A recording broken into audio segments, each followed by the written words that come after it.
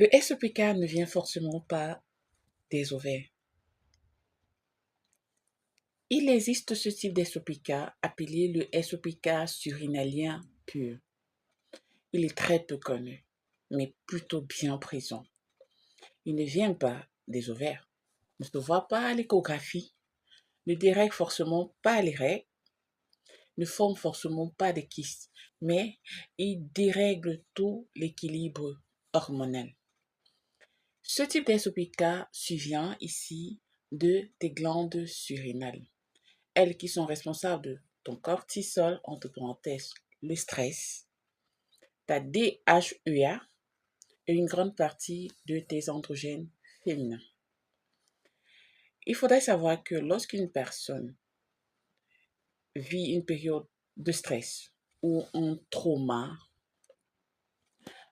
des insomnies, ce qui se passe, c'est que ces glandes surrénales deviennent super actives et ça se convertit en un SOPK. Mais le problème ici, c'est que cette personne est SOPK, mais voit ses règles, ovule normalement, a un taux de testostérone normal. L'échographie n'a rien vu. Vous voyez où il y a nuance? Donc, je saigne, j'ovule, l'échographie est normale, ma testostérone est normale, mais je suis SOPK. Et quel est ce type d'SOPK que j'ai? C'est le SOPK surinalien pur, puisque celui-là vient de tes glandes surrénales et non de tes ovaires. Ce type de personne va tout le temps avoir une fatigue, de l'anxiété, une perte de cheveux inexpliquée, des palpitations.